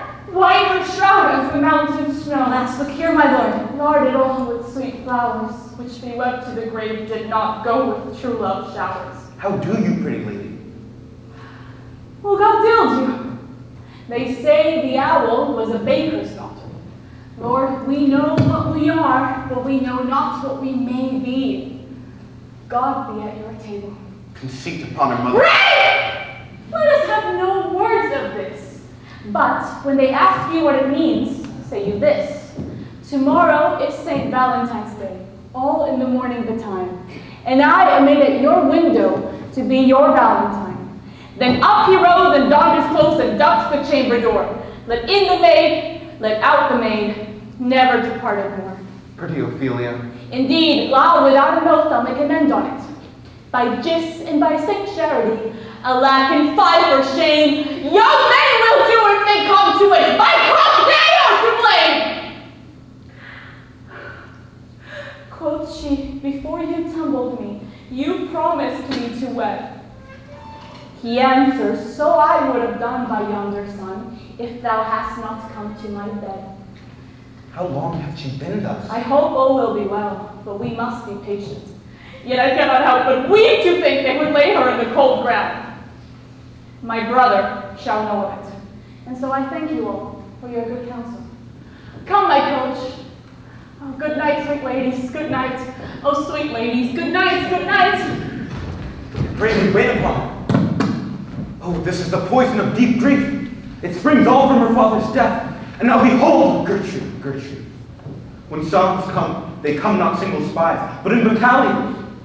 First, her mother slain, next your son gone, and last, and as much contained as all these, her brothers in secret come from France, feeds on his wonder, keeps himself in cloud, and wants not buzzards to infect his ears with pestilent speeches of his father's death. Alack, what noise is this? Save yourself, my lord. The ocean, overpealing of his lips, is not of Lester's more impetuous haste than young Laertes, with the righteous hand, overbears your officers. The rebel calls him lord. They cry, choose me, Laertes shall be king. Cast hand and tones the pulse of the clouds. Laertes shall be king, Laertes king. Oh, that vile king! Give me my mother! Folly, good Laertes! That drop of blood is called pretending bastard! Crush counsel to my father! Bring the harlot, eating her between the chains! Unversed round my true mother! What is the cause, Laertes, that thy rebellion looks so giant-like? Let him go, Gertrude. Tell me, Laertes, why thou art thus incensed. Let him go, Gertrude. Speak, man. Where is my mother? Dead. But not by him. Let him demand his fill. How came she dead? I'll not be juggled with. To hell allegiance, vowed to the blackest devil, conscious and graced with profoundest pit. I dare damnation. To this point I stay. But come what comes, only I'll be avenged most thoroughly for my mother. I am guiltless of your mother's death, and am most sensibly in grief for it. How now? What noise is that? They pour her bare-faced on the bier. Hey, Nonny, Nonny, sweet Nonny, and in her grave rained many a tear. Fare you well, my dove. You must sing a down, and they call him a down. It is the false steward that stole his master's daughter. Dear maid, kind sister, sweet Ophelia. Oh heavens, is it possible a young maid's wits should be as mortal as an old man's life? There's rosemary, that's for remembrance. Pray you, love, remember. And there's pansies, that's for thoughts. A document in madness. Thoughts and remembrance fitted. There's fennel and columbines. And there's rue for you, and here's some for me. You must wear your rue with a difference. There's a daisy. And I would give you some violets, but they withered all when my mother died. They say she made a good end. For bonny sweet Robin, all is my joy. Thought and passion, affliction, hell itself, she turns to prettiness. Will she not come again? Will she not come again? No, she is dead. Go to thy deathbed, she will never come again. She is gone. She is gone! And we cast away moan. God have mercy on her soul, and all Christian souls I pray, God. Goodbye, you. Do you see this? Oh God! Laertes, I must commune with your grief, or you deny me right. Be you content to lend your patience to us, and we will jointly labor with your soul to give it due content. Let this be so. My mother's means of death, her obscure funeral, no trophy arms nor hatchment o'er her bones, your noble right, your formal ostentation cry to be heard, as from heavens to earth that must call it in question. So you shall, and where the offense is, let the great axe fall. But now must your conscience my put in seal, and you must put me in heart for friend. Tell me why you proceeded not against these feats so criminal and so capital in nature. Oh, for two special reasons, which may to you seem much unsinnew, but yet to me they're strong. The queen his mother lives almost by his looks, and for myself she's so conjunctive to my life and soul, that as a star moves not but in his sphere, I cannot but by her. The other motive why to a public count I might not go, is the great love the general gender therein. And so have I a noble mother lost, and sister driven to desperate terms, whose worth, if praises may go back again, stood challenger on the mount with all the age for her perfections. But my revenge will come. Break not your sleeps for that. You must not think that we are made of stuff so flat and dull that we could let our beards be shook with danger and think it pastime. Letters, my lord, from Hamlet. From Hamlet? Who brought them? Stellars, my lord. They say, I saw them not. Laertes, you shall hear them. Leave us.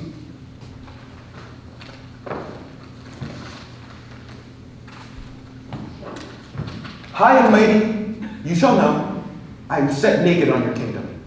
Tomorrow shall I beg leave to see your kingly eyes, when I shall, first asking your pardon thereto, recount the occasion of my sudden and more strange return. Hamlet. What should this mean? Are all the rest come back, or is it some abuse and no such thing? Know you the hand? 'Tis Hamlet's character, and in a postscript here he says alone. I know nothing of this man, but let him come. It warms the very sickness in my heart to live and tell him to his teeth, thus didst thou. If it be so, Laertes, will you be ruled by me? I, my lord, shall not overrule me to a peace. I will work him to an exploit, now right in my device, under the which he shall not choose but fall. And for his death, no wind of blame shall breathe, but even his own mother will uncharge the practice and call it accident. My lord, I will be ruled. The rather, if you could devise it so that I might be the organ. It falls right. 2 months since, here was a gentleman of Normandy, gave you such a masterly report for art and exercise in your defense, and for your rapier most especial. He cried out, 'twould be a sight indeed if one could match you. Sir, this report of his did Hamlet so envenomed with his envy that he could do nothing but wish and beg your coming over to play with you. Now out of this, What out of this, my lord? Hamlet comes back. What would you undertake to show yourself indeed your father's son, more than in words? To cut his throat with the church. No place indeed should murder sanctuarize. Revenge should have no bounds. Well, good Laertes, will you do this? Keep close within your chamber. Hamlet return shall know you are come home. We'll put on those shall praise your excellence, and set a double varnish on the fame. Bring you and fine together, and wager on your heads. He, being remiss, most generous, and free from all contriving, will not peruse the foils, so that with ease, or with a little shuffling, you may choose a sword unbaited, and in a passive practice, requite it for your father. I'll do it. And for that purpose I'll anoint my sword. By an unction of a mountebank, so moral that, but dip a knife into it, where it draws blood, no cataplasm under the moon can save that thing from death that is but scratched withal. Touch my point in this contagion that, if I but gall him slightly, it may be death. This project should have a back, or a second, that might hold if this did blast with proof. Soft, let me see. I have it! When in your motion you are hot and dry, as make your bout more violent to that end, and then he calls for drink. I'll have prepared him a chalice, whereon but sipping, if he by chance escape your venom stuck, our purpose may hold there. Oh no! But stay, what noise? One woe doth tread upon another's heel. So fast they follow. Your sister's drowned, Laertes. Drown? Oh, where? There's a willow. Grows askant the brook that shows his hoary leaves in the glassy stream. There was fantastic garlands did she make, of crowflowers, nettles, daisies, and long purples. That liberal shepherds give a grosser name, but our cold maids do dead men's fingers call them. There, on the pendant boughs her crown it leads, clamored to hang an envious sliver brook. Then down her weedy trophies and herself fell into the weeping brook. Her clothes spread wide, mermaid like a wild acorn grow, which time she chanted snatches of old lauds as one incapable of her own distress, or like a creature native and endued unto that element. Long it cannot be so that her garments, heavy with their drink, hold the poor wretch on her melodious way to muddy death. Alas, and she is drowned. Drowned, drowned. Then too much water hast thou, poor Ophelia, that must forbid my tears. Adieu, my lord. I would speech of fire that favor me, that this folly drowns it. Follow, Gertrude. How much I had to do to calm his rage. Now fear of this will give extremity. Therefore, let's follow. He told me all his love. He told me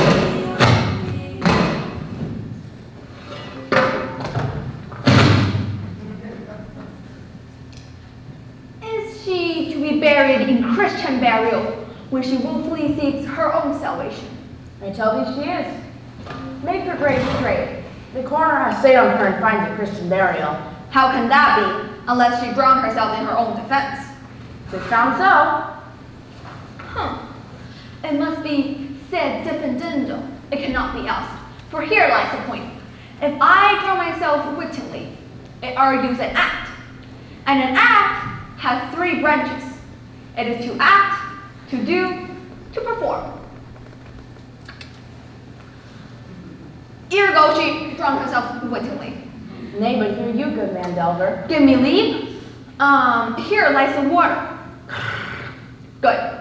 Now here stands the man. Hello. Good. Now if the man goes to the water and drown himself, it is will he, you he goes.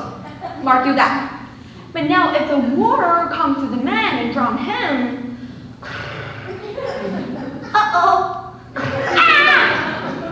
he drowns not himself. Ergo, he that is not guilty of his own death shortens not his own life. What is this law? Ay, Mary, it is the coroner's inquest law. Will you have the truth on it? If this had not been a gentlewoman, she should not have been buried out of Christian burial. Why, there thou sayest. And the more pity that great folks in this world should have more privileges to hang or drown themselves more than they're even Christian. Call my spade, for there were no ancient gentlemen in this world, but gardeners, stitchers, and grave makers. They hold up Adam's profession. Was he a gentleman? Why, he was the first who ever bore arms. Why, he had none. What? Thou art heathen? How dost thou understand the scripture? The scripture says Adam did. Could he dig without his arms? I'll put another question to thee, if thou answers me not to the purpose confessed. Go to. What is he that goes stronger than the mason, the shipwright, or the carpenter? The gallows maker. For that frame, outlives 1,000 tenants. Ah, the gallows maker. I like that with will in good faith the gallows does well. But how does it well? The gallows does well to those who does ill. Now thou does ill to say that the gallows builds stronger than the church. Year ago, the gallows made it will to thee. Toot again, come. Mary, now I can tell. Toot. Mass, I cannot tell. Cuddle thy brain no more about it, for your dull ass will not mend his pace with beating. And when you're asked this question next, say a grave maker. The houses he builds last till doomsday. Go get the inn and fetch me a sip of liquor. You, when I did love me, thought it was very sweet. To contract the time for my behoove, me thought there was nothing. Does fellow no feeling of her business? She sings in grave making. Custom hath made it in here. Property of easiness. Even so. But away, no Idris is still in step, has cloud me in his clutch, has shown me to the land as if I had never been such. Why, that skull had a tonic, and could sing once. How the knave jowls into the ground as if it were Cain's jawbone that did the first murder. I'll speak to this fellow. Whose grave is this, sir? Mine, sir. Oh, what kind of clay I fortune think it be thine indeed, for thou liest in it. In your part, you lie out of it, sir, and therefore it is not yours. For my part, I do not lie in it, yet it is mine. Thou dost lie in it. To be in it and say it is thine, 'tis for the dead, not for the quick. Therefore thou liest. 'Tis a quick lie, sir, till away again from me to you. What man dost thou dig it for? For none, sir. For what woman then? For none neither. Who is to be buried in it? One that was a woman, sir, but rest her soul, she's dead. How absolute the knave is. How long hast thou been a grave maker? Of all the days in the year, I came to that day that our last King Hamlet overcame Fortinbras. How long is that since? Cannot you tell that? Every fool can tell that. It was that very day that young Hamlet was born. He that is mad and sent into England. Aye, Mary, why was he sent into England? Why? Because he was mad? He shall recover his wits there. Or, if he do not, 'tis no great matter there. Why? To not be seen in him there. There the men are as mad as him. How came he mad? Very strangely, they say. How strangely? Faith, even was losing his wits. Upon what ground? Why, here, in Denmark. I have been a Saxon here for 30 years. How long will a man lie in the earth ere he rot? Faith, if he be not rotten before he die, he'll last you some 8 years or 9 years. A tanner, sir. A tanner will last you 9 years. Why he more than another? Why, his hide is so tan with his trade that would keep out water a great while. And the water is the sore decayer of your horse and dead body. Here's a skull that has lain you 23 years. Whose was it? A horse and mad fellows it was. Whose do you think it was? Nay, I know not. Ah, a pestilence on him for a mad rogue. He poured a flagon of brandish on my head once. This same skull, sir, was, sir, your skull, the king's jester. Da-da-da-da-da. This? Even that. Let me see.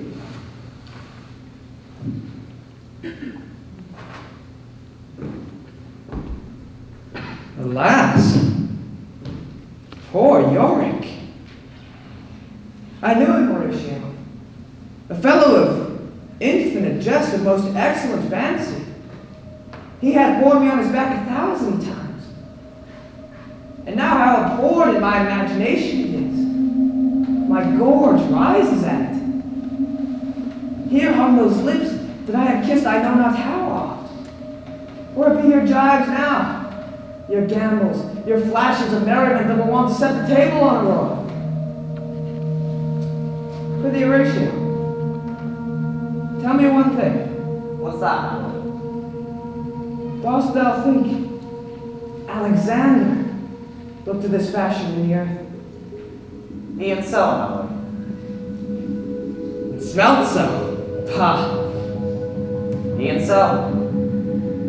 To what base uses we may return, Horatio? Soft. But soft while. Here comes the king.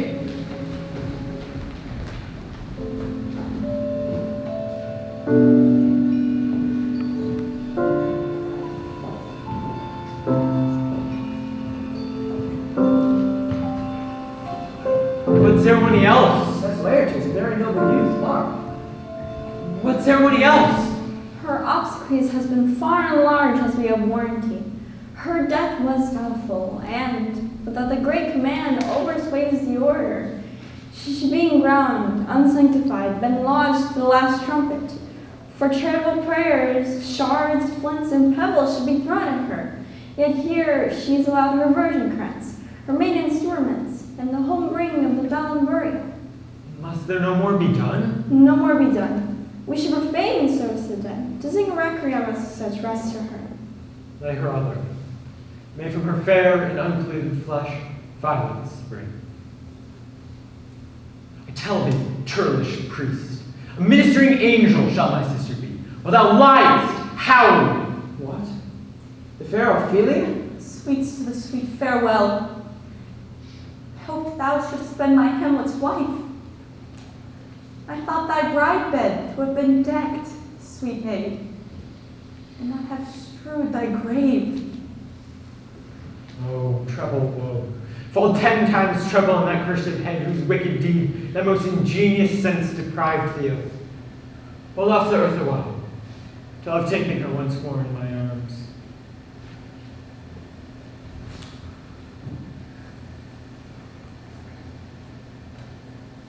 Now pile the dust upon the quick and dead, till of this flat mountain I've made, to overtop old Pelion, the skyish head of blue Olympus. What is he whose grief bears such an emphasis, whose phrase of sorrow conjures the wandering stars and makes them stand like wonder-wounded hearers? This is I, Hamlet the Dane. The devil take thy soul! Pluck them asunder! Hamlet! Is that thing from my throat?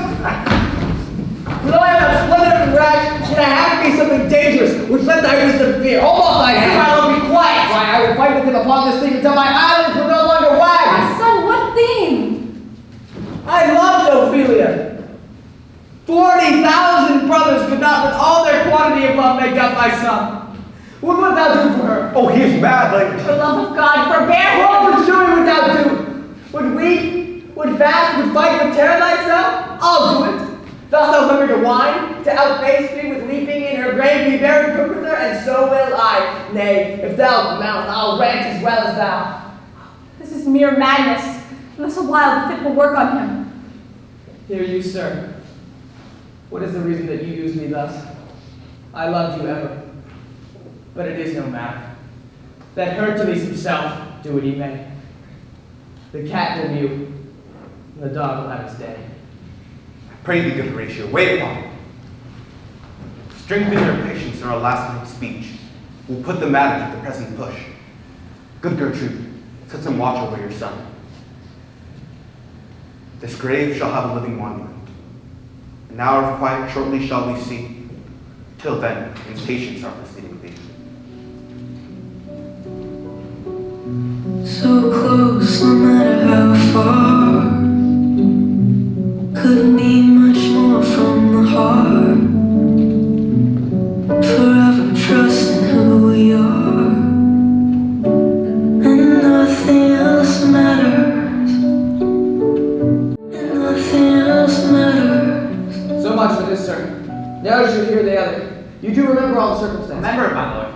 Up from my cabin, my sea gown scarfed about me, groped I in the dark to find out them, had my desire, fingered their packet, and in fine withdrew to my own room to unseal their grand commission, where I found Horatio.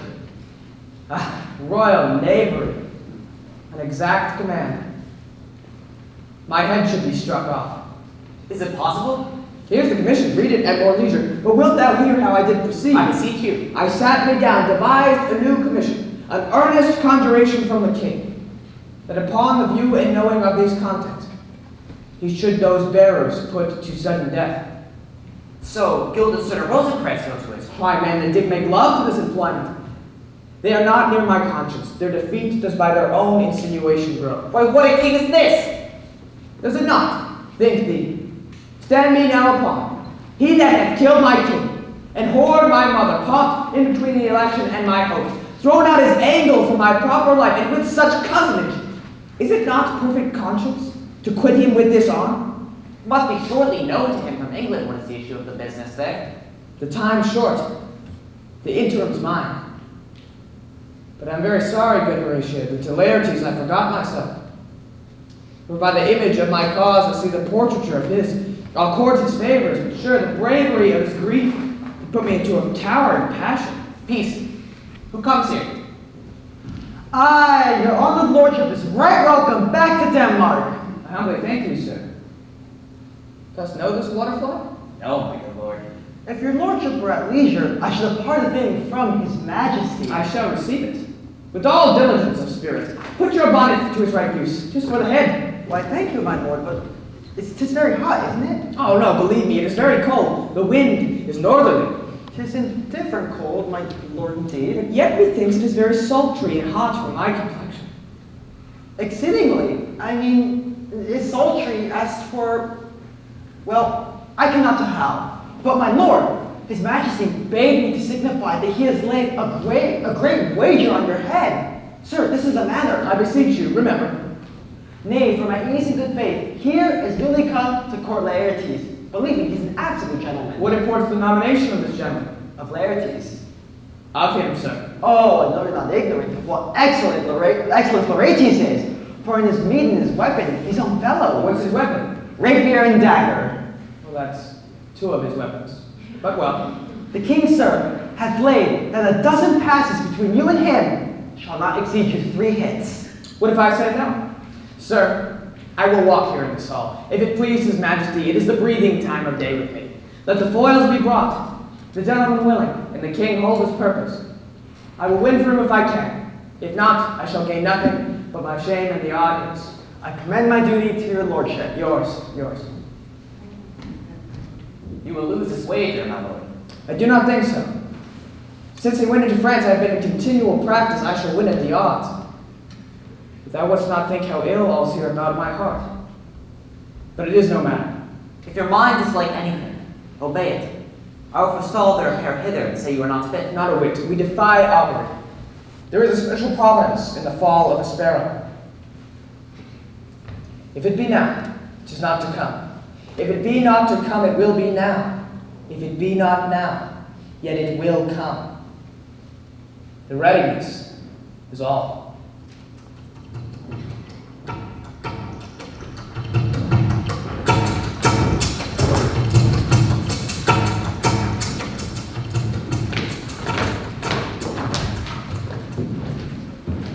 Come, Hamlet, and take this hand from me.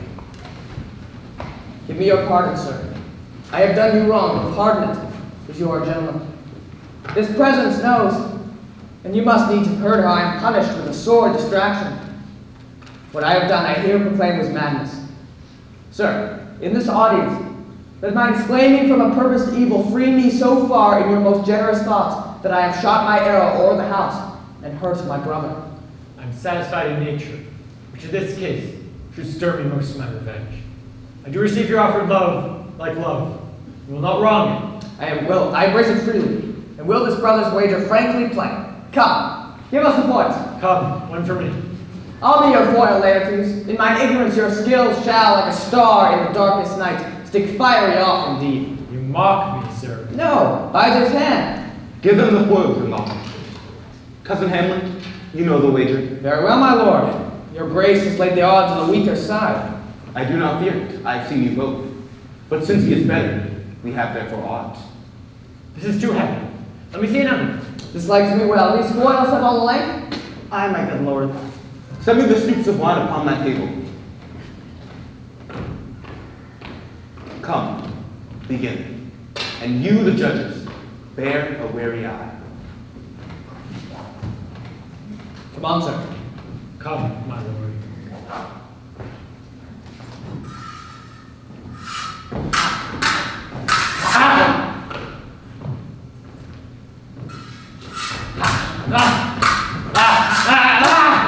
One. No! It's a hit! It's a very palpable hit. Well, again! Stay! Give me drink. Hamlet, this pearl is thine.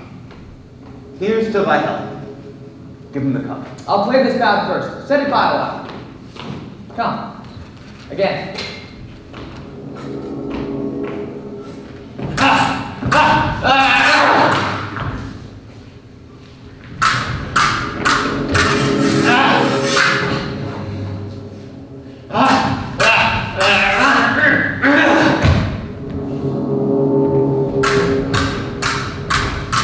Another hit. What say you? A touch, I do confess. Our son shall win. Here, Hamlet. Take my napkin. Wipe thy brow. The queen carouses to thy fortune. Good, madam. Gertrude, do not drink! I will, my lord. I pray you pardon me. It is the poisoned cup. It is too late. I dare not drink yet, madam. By and by. Come, Hamlet, let me wipe thy face. My lord, I will hit him now. I do not think it. And yet, it is almost against my conscience. Come for the third, Laertes. You do but doubt it. I pray you pass with your best violence. I am sure you make a wanton of me. Say so. Come on then. Ah! Ah! Ah! Ah! Ah!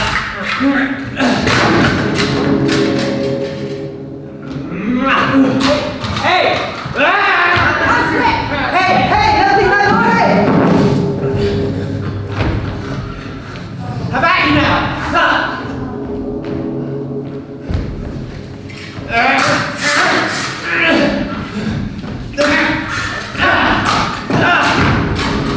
Hurt them, they aren't safe! Come again.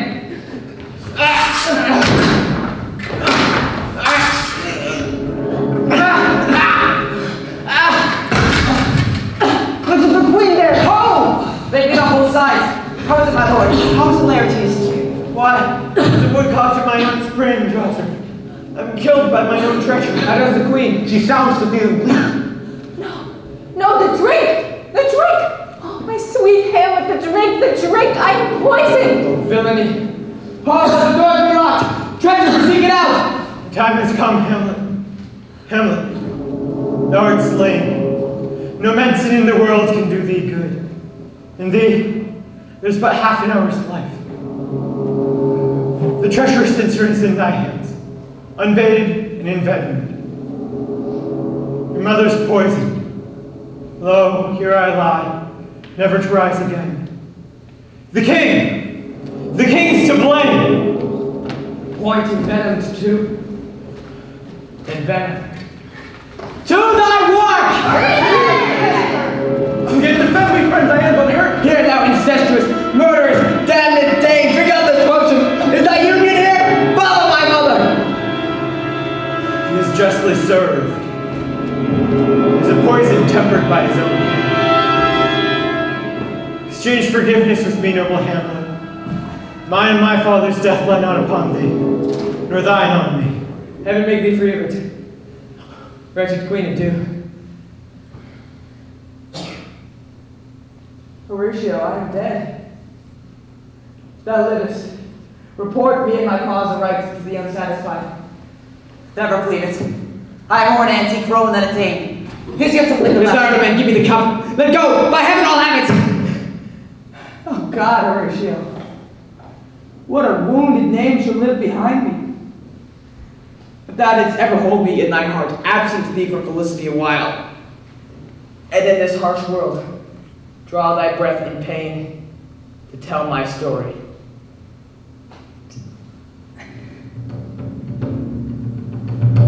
What warlike noise is this? Young Fortinbras, this conquest come from Poland. To the ambassadors of England gives this warlike volley. Oh, I die, Horatio. The potent poison quite o'ercrows my spirit. I cannot live to hear the news from England, but I do prophesy the election lights on Fortinbras. He has my dying voice. So tell him, with the occurrence, more and less, which has elicited. The rest is silence.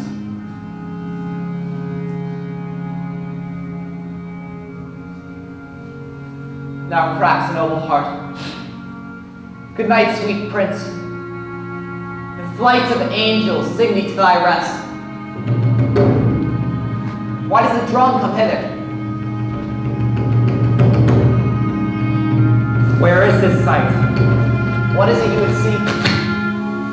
If aught, woe, or wonder, cease your search. Discord cries on havoc. O proud death, what feast has torched thy internal cell, that thou so many princes at a shot, so bloodily hast struck? The sight is this mouth, and our affair from England come too late. The ears are senseless that should give us hearing, to tell him that his commandment is fulfilled, that Rosencrantz and Guildenstern are dead. Where should we have our things? Not from his mouth.